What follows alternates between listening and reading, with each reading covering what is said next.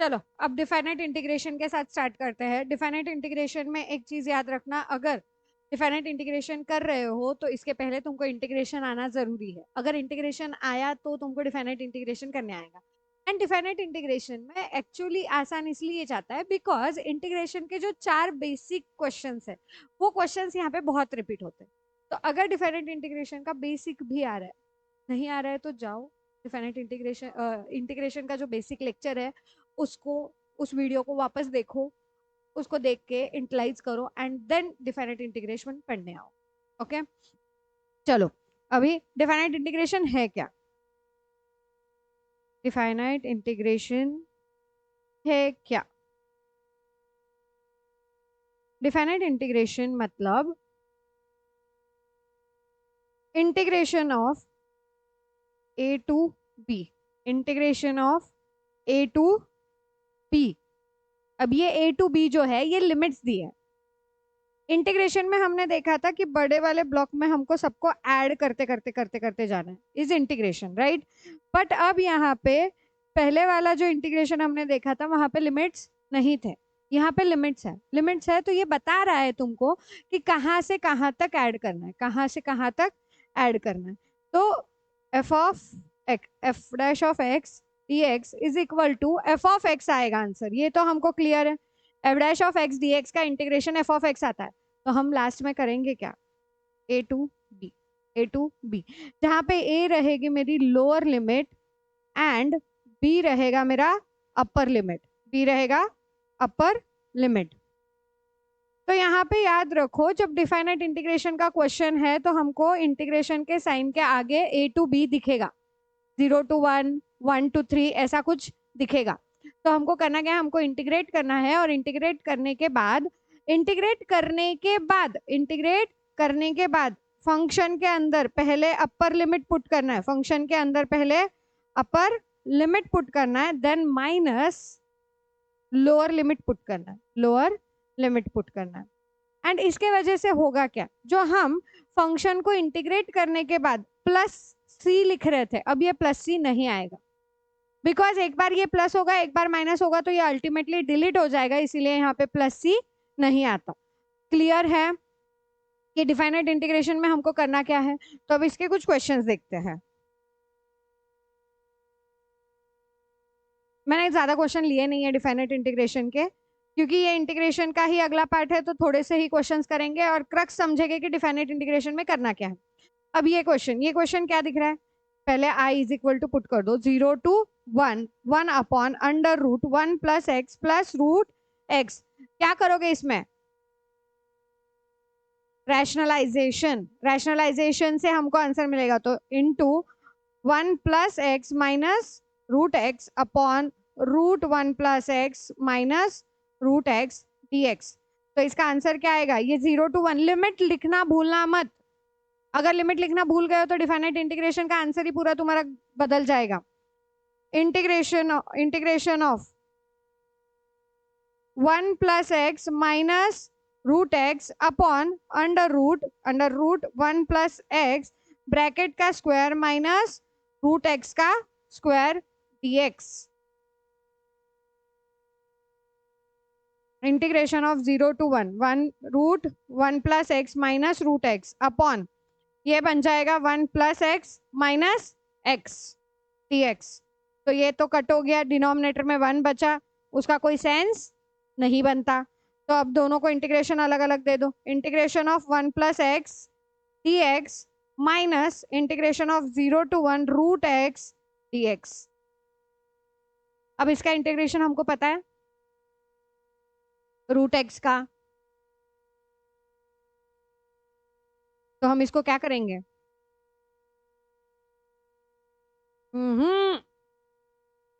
No substitution method, यहाँ पे substitution method क्यों आएगी? फॉर्मेट मिल गया है, रेज टू 1/2 लिखो। कितने बार किया है ये चीज अपन ने?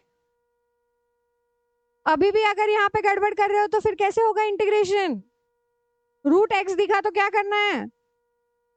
एक्स रेज टू 1/2, तो 1 plus x raise to 1/2 minus dx कहाँ गया? dx, हाँ, 0 to 1 x raise to 1/2 dx।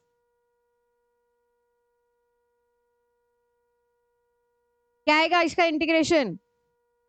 1 plus x raise to 3/2 upon 3/2। अब लिमिट पुट कर देना 0 to 1 minus x raise to 3/2 upon 3/2 0 to 1 plus C आएगा क्या? Definite integration में प्लस सी नहीं आता। अगली स्टेप 3/2 को 2/3 में साइड में ले लूं दोनों में। तो पहले क्या करेंगे? अपर लिमिट पुट करेंगे 1 + 2 1 + 1 bracket raise to 3/2 minus 1 + 0 raise to 3/2 right minus 2/3 again 1 raise to 3/2 minus 0 raise to 3/2। मैंने बस x के जगह पे जो लिमिट थे वो लिमिट पुट किए, उसके अलावा मैंने कुछ नहीं किया है। Don't get confused.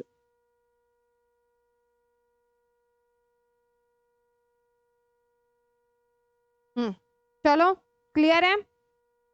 आगे क्या होगा? ये 2/3 into 2 raise to 3/2 minus 1 and again यहाँ पे माइनस 2/3 इंटू 1 माइनस 0।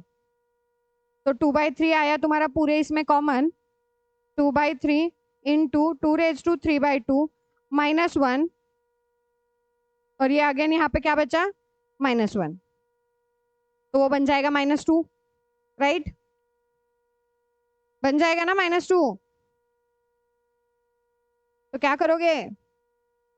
लिखो 2/3 into 2 raise to 3/2 2 raise to 3/2 -2। अब मैं 2 कॉमन ले सकती हूँ तो मेरा यहाँ पे बनेगा 4/3 इंटू √2 - 1 √2 - 1 इंडाइसेस के फॉर्म्स यूज किए हैं। 3/2 का 1 बाहर निकला तो 1/2 बचा, बस उतना ही किया, उसके अलावा कुछ नहीं किया। ये तुम्हारा आंसर है। डिफाइनाइट इंटीग्रेशन में याद रखना तुमको x कहीं पे भी नहीं दिखेगा। अगर x दिख रहा है तुम्हारे आंसर में तो समझ जाओ तुमने गलत किया एंड स्टार्ट करो वापस से। एंड सिंपल स्टेप है, पहले इंटीग्रेट करो। इंटीग्रेशन हो गया कि इसके बाद upper limit minus lower limit. x के जगह पे पहले अपर लिमिट रखना है फिर लोअर लिमिट रखना है। क्लियर है? मैंने बस उतना ही किया है, इसके अलावा और कुछ नहीं किया। अब अगला एक question, log x integration of log x और लिमिट क्या है? 1/3 1 to 3 सॉरी 1/3 नहीं 1 to 3 क्या होगा? I = 1:3 log x के साथ कुछ नहीं है, इसका मतलब 1 होता है और log x का इंटीग्रेशन हमको नहीं पता है तो इसको हम u × v से इंटीग्रेट करेंगे। ठीक है? क्लियर है? चलो फिर क्या होगा? log x रिमेन कांस्टेंट 1 का integration x minus integration of differentiation of log x is 1/x into integration of 1 is x dx 1 to 3 ये मत भूलना। तो log x into x minus x घट हो गया 1 का इंटीग्रेशन 1 आएगा x आएगा वापस 1 to 3। क्या करोगे अभी? अब पहले upper limit then lower limit. तो अपर लिमिट पुट करो, क्या आएगा? log 3 × 3 माइनस 3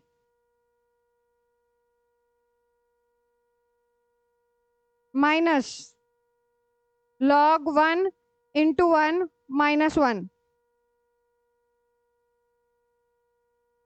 log वाली टर्म अलग करो, इसको ना थोड़ा अलग इसमें लिखती हूँ मैं 3 log 3 -3 -1 log 1 -1। अब ये क्यों लिखा? क्योंकि ये बन जाएगा मेरा log 3 raised to 3 -3 ये -3 और ये -1 बन जाएगा 4। और log 1 का आंसर क्या होता है? 0. log 1 is 0. ठीक है, तो log 9 minus 4 is your answer integration का. ठीक है, यहाँ पे हर जगह इक्वल टू साइन देना. ओके, क्लियर है डिफाइनाइट इंटीग्रेशन? इसके अलावा जो फर्स्ट एक्सरसाइज में तुम्हारे क्वेश्चंस है वो कुछ इस तरीके से है. अगर मुझे वैल्यू दिया है इंटीग्रेशन का निकाल के, डिफाइनाइट इंटीग्रेशन का वैल्यू दिया है निकाल के, एंड ए की वैल्यू फाइंड करना है. ठीक है, ऐसे क्वेश्चंस है. अब इसमें थर्ड क्वेश्चन क्या है देखो.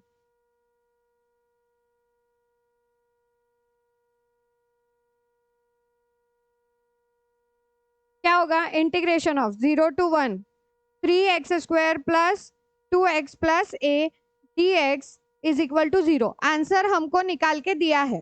ओके, आंसर हमको निकाल के दिया है. अब हमको करना क्या है? इंटीग्रेट ही करना है. तो करो. 3x स्क्वायर का क्या आएगा? 3x cube upon 3 plus 2x square upon 2 plus ax 0 to 1 is equal to 0. यहाँ पे ये 3 x 2 कट हो गया, तो ये आया मेरा x cube plus x square plus ax 0 to 1 is equal to 0. अब पहले 1 पुट करो, तो ये 1 प्लस a माइनस फिर 0 पुट करो तो पूरी टर्म 0 आने वाली है. तो एक बार का लिख दो. This is upper limit, this is lower limit is equal to 0. तो 2 plus a is equal to 0. तो a इज इक्वल टू क्या आया? -2. a is equal to -2. Clear है? समझ आया? Next question. अब इसमें देखो, अब लिमिट नहीं दी है. ओके, हमको अपर लिमिट फाइंड करना है. हमको अपर लिमिट फाइंड करना है. ओके, सेम तरीके का ही क्वेश्चन है. क्या करेंगे? 0 to a 3x square plus 2x plus 1 dx is equal to 11. तो इंटीग्रेट करने के बाद क्या हो जाएगा? 3x cube upon 3 plus 2x square upon 2 plus x 0 to a is equal to 11. 3 गया, 2 गया. x cube plus x square plus x 0 to a is equal to 11. अब a पुट करो तो क्या हो जाएगा? a cube plus a square plus a minus 0 is equal to 11. तो a cube plus a square plus a is equal to 11. Right? a अगर मैं common ले लूं तो मेरे को a square plus a plus 1 is equal to 11 मिलेगा. तो a के वैल्यूज क्या आएंगे? आइदर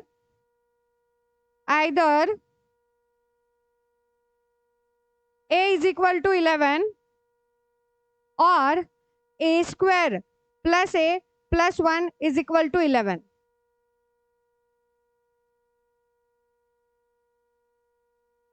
मल्टीप्लीकेशन भी बनाना चाहिए, एडिशन भी बनाना चाहिए. आता है क्या? तो a is equal to 11 direct answer. पक्का? सच्ची में? चलो अभी find next question. Find a. पर अब यहाँ पे क्या हुआ है? a जो है वो लिमिट में है.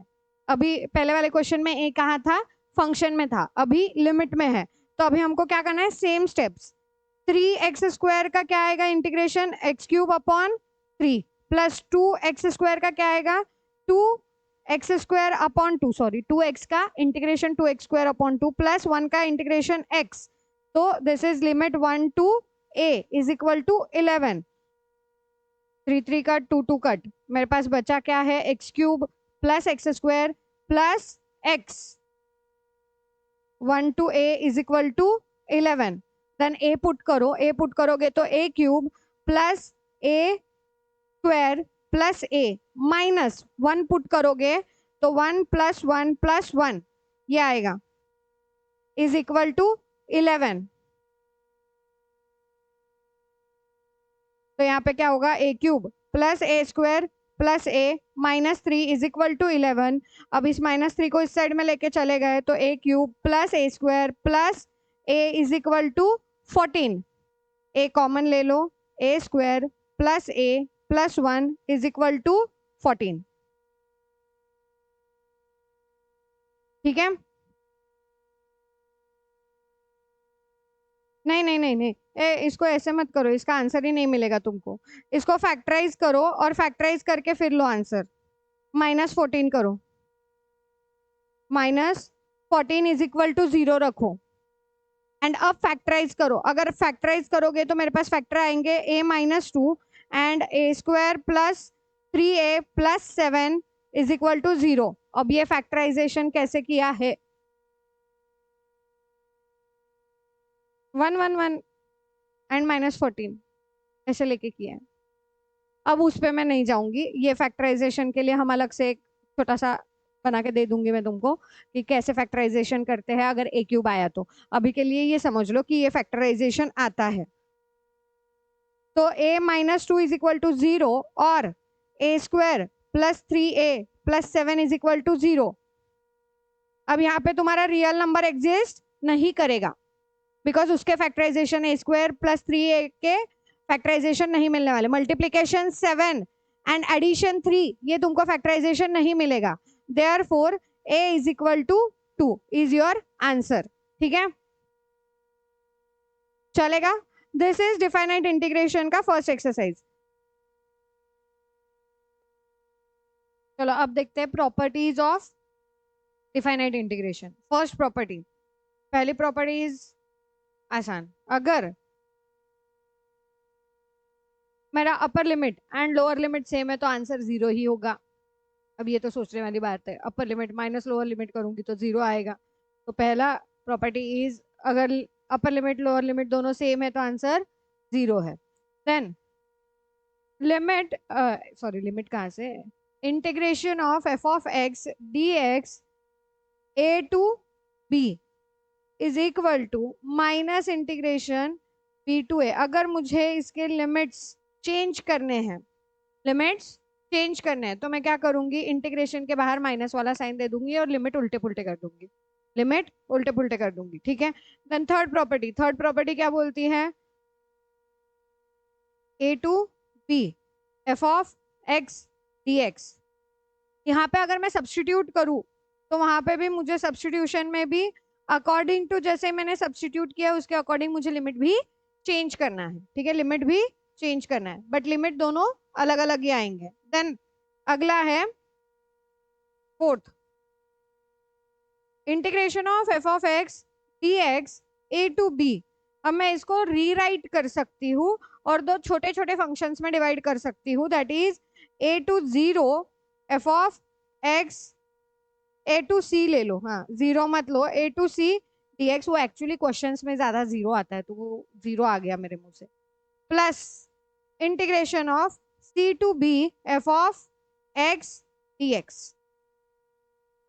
और ये c कैसा होना चाहिए, जो a और a और b के बीच की कोई वैल्यू है, a और b के बीच की कोई वैल्यू है। वो जनरली ना तुमको यहाँ पे -1 to 1 वाला दिया जाता है, -1 to 1 वाला दिया जाता है जहां पे हमको c के जगह 0 रखना है, c के जगह 0 रखना है एंड देन आंसर करना है। यही हमने एप्लीकेशन ऑफ डिफाइनाइट इंटीग्रेशन उस वाले चैप्टर में भी किया है। एप्लीकेशन ऑफ डिफाइनाइट इंटीग्रेशन में हमको मोस्टली यही फॉर्मूला ज्यादा बार यूज करना है। ठीक है, देन नेक्स्ट वाला फॉर्मूला है fifth, integration of f(x) dx a to b is equal to integration of f(a plus b minus x dx a to b is equal। अगर मैं दोनों लिमिट्स को ऐड करूं और x में से माइनस करूं, अगर दोनों लिमिट्स को ऐड करूं और x में से माइनस करूं तो मुझे सेम ही आंसर मिलेगा। देन थर्ड नेक्स्ट वाला जो है ये सेम है बट यहाँ पे 0 to a है। लोअर लिमिट मेरा 0 हो गया, लोअर लिमिट 0 हो गया तो मेरा काम तो कम हो गया ना। तो यहाँ पे ऑटोमेटिकली क्या होगा, f(a minus x dx। और इसके क्वेश्चंस होते हैं, इसके बड़े बड़े क्वेश्चंस आते हैं एंड देन बोला जाता है फाइंड करो डिफिनिट इंटीग्रेशन। अब बड़े क्वेश्चन होने के बाद हम डर जाते हैं, इंटीग्रेशन, इतना बड़ा इंटीग्रेशन कौन करेगा, कैसे करेगा। सबसे आसान क्वेश्चन होता है ये। Next, 7th, next, integration of f of x dx 0 to 2a is equal to integration of 0 to a f of x dx plus integration of 0 to a f of 2a minus x dx। अब ये property इतनी ज्यादा use में नहीं आई है, but still कभी गलती से आ जाए तो हमको पता होना चाहिए। और ये होगा कब use, if f of minus x is equal to f of x same आ रहा है तो हम इसको क्या बोलेंगे, the given function is a even function. Even function, the given function is a even function. And if f of minus x is equal to minus f of x, तो given function is a odd function, odd function. And अब ये जब हमको पता चल गया है तो इसके अगली वाली एक जो प्रॉपर्टी है उसमें हमको minus a two a f of x d x का integration is equal to 2 into 0 two a f of x d x, ये कब, if it is a even function, अगर इवन फंक्शन रहा तो। बट अगर फंक्शन ऑड है तो answer directly 0 आता है, ऑड फंक्शन के लिए आंसर डायरेक्टली 0 आता है। अब ये चीजें क्यों याद रखनी है, और दीज प्रॉपर्टीज डायरेक्टली मुझे एमसीक्यू में दिख सकता है, ऑब्जेक्टिव्स में दिख सकता है, तो ये प्रॉपर्टीज याद रखनी ही है। और याद रखने में बड़ी आसान है, सिंपल सिंपल तरीके से याद रखो। और अगर याद भी ना हो तो थोड़ा सा लॉजिक लगाओ कि हमने क्वेश्चंस में ऐसे किए हैं, और ये अगर हम क्वेश्चंस में कर सकते हैं तो इसकी प्रॉपर्टी बनेगी ही बनेगी, ठीक है। और वहां से एमसीक्यू सॉल्व कर लेना। मोस्ट ऑफ प्रॉपर्टीज के क्वेश्चन एमसीक्यू में होंगे। ओके, अब इसके कुछ क्वेश्चंस करें। चलो एक्सरसाइज के क्वेश्चंस लेते हैं directly. I is equal to integration of -9 to 9 x cube upon 4 minus x square dx। अब यहाँ पे क्वेश्चन समझो, यहाँ पे करना क्या है। इस क्वेश्चन में हमको क्या करना है, हमको पहले चेक करना है f of minus x, f of minus x, f of minus x का आंसर क्या आता है। अब चेक कैसे करोगे f ऑफ माइनस एक्स का आंसर, तो f ऑफ x के जगह पे, x के जगह पे माइनस एक्स पुट करो, x के जगह पे माइनस एक्स पुट करो, तो माइनस एक्स का cube upon 4 minus minus x का स्क्वायर, राइट।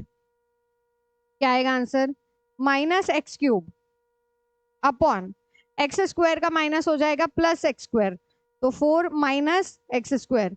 अब मुझे बोलो ये क्या दिख रहा है तुमको, f of minus x is equal to minus f of x दिख रहा है। तो अगर ये ऐसा है तो given function is a odd function, right.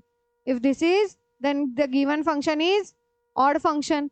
And अगर ऑड फंक्शन है तो मेरी प्रॉपर्टी क्या बोलती है, सीधा इंटीग्रेशन -9 to 9 जो भी फंक्शन था, क्या था, x cube upon 4 minus x square d x is equal to 0 by the property, by the property. Property कौन सी,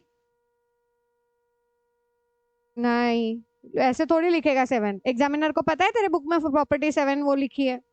अब पता होगा, ऐसा नहीं है कि पता नहीं होगा, पर तुमको बताना पड़ेगा उसको कि तुमने वो प्रॉपर्टी ऐसे लिखी थी, -a to a f of x is equal to 0 if f of x is a odd function, ये लिखना पड़ेगा, ठीक है। चलो नेक्स्ट क्वेश्चन, सेकंड क्वेश्चन करते हैं इसका। सेकंड क्वेश्चन इसके जैसा ही है, सेम, वहां पे भी हमको क्या करना है, आंसर निकालना है। हाँ बसो, आंसर निकालना है, हर जगह ही आंसर निकालना है ना।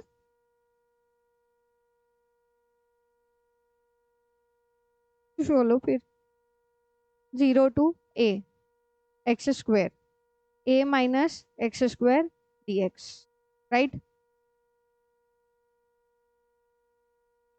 अब हम यहाँ पे क्या करेंगे, अब क्वेश्चन को समझो कि कब हमको वो प्रॉपर्टी, 5th और 6th वाली जो प्रॉपर्टी है हमको वो कब यूज करनी है। 3/2 है क्या, ओके। एक्स रेज टू 3/2 है, ओके सॉरी। चलो चलो अब क्या करेंगे हम इसको, अब इसको हम यूज करेंगे वो एफ ऑफ एक्स वाली प्रॉपर्टी जहाँ पे ए माइनस एक्स लिखा जाता है, जहाँ पे ए माइनस एक्स लिखा जाता है, क्योंकि ये 0 to a है। अब देखो क्या हो जाएगा, जैसे ही मैं लिखूंगी इसको हम बोलेंगे आई, तो ये जो है ये इसको चेंज करने के बाद भी तो आई ही रहेगा ना, सेम है। तो ए माइनस एक्स ब्रैकेट का square a minus a plus x bracket raise to 3/2। अब ये प्लस एक्स कैसे हुआ, एक्स के जगह पे मुझे ए माइनस एक्स रखना है और ब्रैकेट के बाहर माइनस है, तो minus a plus x dx, तो ये तुम्हारा ए कट हो जाएगा। तो तुम्हारे पास क्या आया, 0 to a minus x bracket का square into x raise to 3/2 dx। अब क्या करोगे, नहीं, अब हम करेंगे expansion, 0 to a square minus 2ax plus x square bracket के बाहर है x raise to 3/2 dx। And अब एक्स रेज टू 3/2 को अंदर मल्टीप्लाई करेंगे, तो integration 0 to a square into x raise to 3/2 minus 2a into x x raise to 1 है, direct लिख रही हूँ मैं, तो 1 प्लस 3/2, अब वो समझ गया होगा उसके अकॉर्डिंग लिख रही हूँ, तो वो क्या हो जाएगा 5/2 प्लस एक्स रेज टू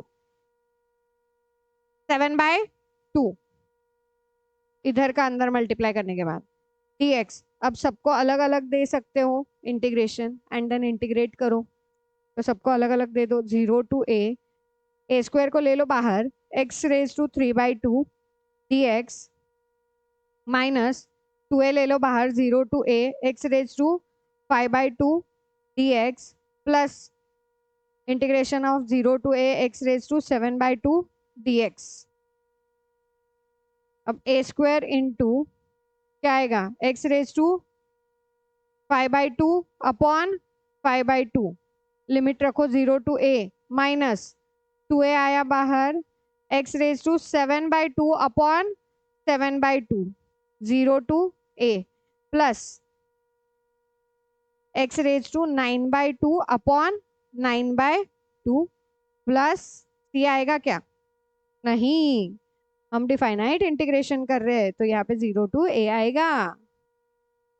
चलो आगे, अब a पुट करना है, a स्क्वायर ये 5/2 का हो जाएगा 2/5, a के x के जगह पे a पुट करो, a raise to 5/2 minus 0 minus 2a into 2a into पहले 7/2 को ऊपर ले लेते हैं, तो 2/7 का हो जाएगा 4/7, तो 4/7 a raise to 7/2 minus 0 plus 2/9 a raise to 9/2 minus 0। अगले स्टेप में 2/5 a raise to 2 plus 5/2 9/2 minus 4/7 a raise to 7/2 plus 2/9 a raise to 9/2। Answer complete. इधर ज्यादा से ज्यादा और तुम क्या कर सकते हो, नहीं करना तो पड़ेगा, अरे यार इधर का a रह गया, को आंसर इधर भी 9/2 होगा, करना पड़ेगा यहाँ पे भी। a रेज टू 9/2 निकला कॉमन, ब्रैकेट में बचेगा 2/5 माइनस 4/7 प्लस 2/9। अब ये कैलकुलेशन मैं करके नहीं दूंगी, ये कैलकुलेशन तुम लोग कर लेना, ये cross multiplication LCM, LCM use करो एंड आंसर निकालो, और नहीं करना है तो रहने देना है ऐसे ही, फिर देख लेना एग्जामिनर कितने मार्क्स देता है। घर पे जाके कहाँ से लिखोगे रे एग्जाम में, मैं तुमको एग्जाम के हिसाब से प्रिपेयर कर रही हूँ। तो अब अगर तुम 12th में हो तो तुमको एलसीएम करके कैलकुलेशन करते आता होगा, इतना अजम्पशन तो जरूरी है। हाँ, तो एग्जामिनर भी तो तुमसे एक्सपेक्ट करेगा ना कि तुम इतना तो लिखोगे, तो उसका आंसर करना है, कैलकुलेट करके आंसर करना है। चलो नेक्स्ट क्वेश्चन, और इसके जैसे क्वेश्चन, अभी ये जो थर्ड क्वेश्चन है तुम्हारे एक्सरसाइज का, इसके जैसे क्वेश्चंस बहुत सारे आते हैं एंड सिंपल क्वेश्चन है, मैं समझा दूंगी कि किस तरीके से हमको इसको क्रैक करना है।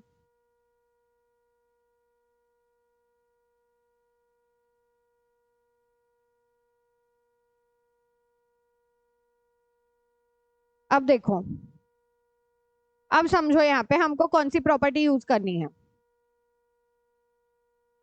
1+3 कितना होता है? 1+3 कितना होता है? 4 होता है ना। हाँ, तो अगर ये I है, I is equal to integration 1 to 3 cube root of x plus 5 divided by cube root of x plus 5 plus cube root of 9 minus x. तुम इसको फैक्टराइजेशन करो या और कुछ भी करो, बहुत गड़बड़ होगा। तो यहाँ पे सीधा सीधा प्रॉपर्टी यूज करना है, जो इंटीग्रेशन की प्रॉपर्टी कौन सी है? a माइनस एक्स वाली। तो वहां से भी मुझे I ही मिलने वाला है। इसको दे दो equation 1 to 3 cube root of x, x के जगह पे क्या रखना है? 1+3 प्लस माइनस एक्स। ओके, क्या रखना है? 1+3 माइनस एक्स प्लस 5। एक्स के जगह पे मैं चेंज कर रही हूँ, तो चेंज करो वापस एक्स के जगह पे। 1+3 माइनस एक्स प्लस 5 एंड दूसरे इसमें again cube root 9 minus 1+3 minus x dx। Clear? Property use की है बेटा मैंने, बस बाकी सब ऐसे कैसे रखा है मैंने।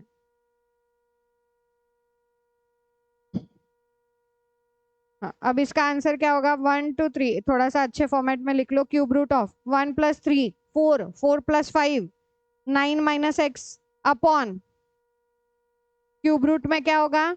अगेन यहाँ पे भी सेम है, तो ये भी 9 माइनस एक्स इंटू प्लस भी है ना रे, इंटू कहाँ प्लस है। हाँ, अभी ये 9 अंदर के साइन बदल जाएंगे, तो 9 minus 4 plus x 5 plus x हो जाएगा, 5 प्लस एक्स dx हो जाएगा। अब इसको दो इक्वेशन 2। अब इन दोनों इक्वेशन को करो add by adding equation 1 and 2। Equation 1 and 2। अब 1 एंड 2 ऐड करो। 1 क्या है? इक्वेशन। अब मैं इक्वेशन 1 को ऐड करूंगी इक्वेशन 2 से, तो मेरा एक साइड में क्या बनेगा? 2i। लेफ्ट हैंड साइड में क्या बना? 2i। और राइट हैंड साइड में क्यूब रूट ऑफ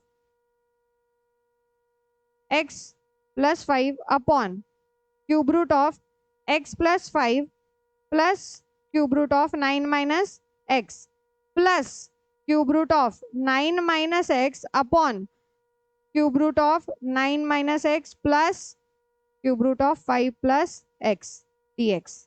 अब देखो, अगर समझ आ रहा है तो दोनों जगह तुम्हारा डिनोमिनेटर सेम है। अरे दोनों जगह डिनोमिनेटर सेम है, ऐड करना है, ऐड। कट कर दो, कहां से आता है तुम्हारा? क्या आदत पड़ गई? इसी आदत के चक्कर में जहां पे क्वेश्चन में सीधे सीधे मार्क्स आते हैं, तुम डाल के आ जाते हो कहीं पे अपने जगह पे। दोनों को ऐड करो। Cube root of x plus 5 plus cube root of 9 minus x. Denominator में भी क्या आएगा? Cube root of x plus 5 plus cube root of 9 minus x dx। अब ये दोनों कट होंगे। This is 2i equal to 1 to 3 1 dx। क्या आएगा आंसर? x।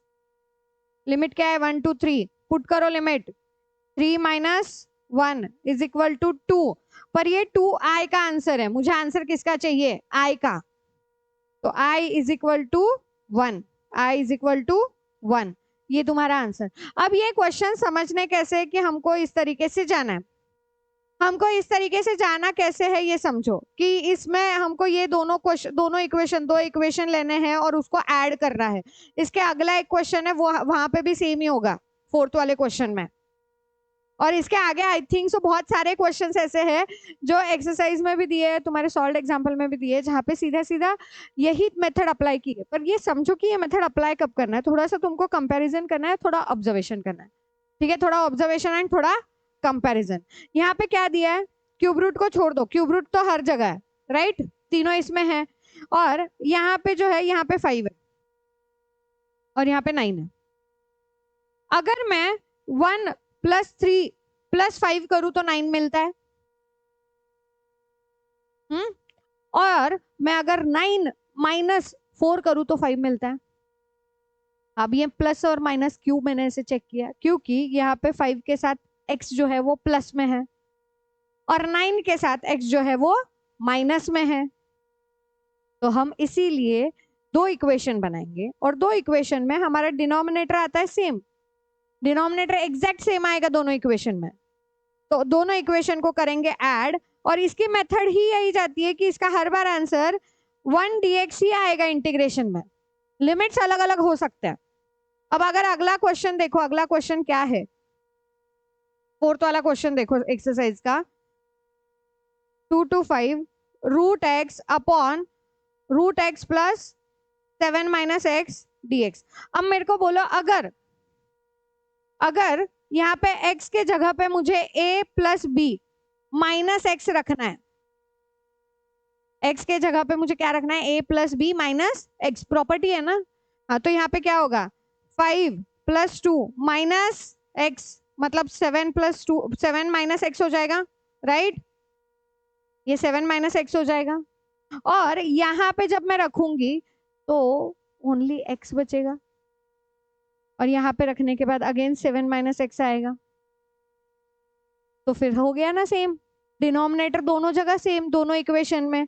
तो यहाँ पे तुम्हारा 2i = 1 dx ही आएगा आंसर, क्योंकि न्यूमरेटर में ऐड करते ही, डिनोमिनेटर सेम है तो न्यूमरेटर हम डायरेक्टली ऐड करेंगे। तो आंसर मेरा क्या रहेगा, 2 to 5। तो यहाँ पे आंसर रहेगा 5 - 2 दैट इज 3।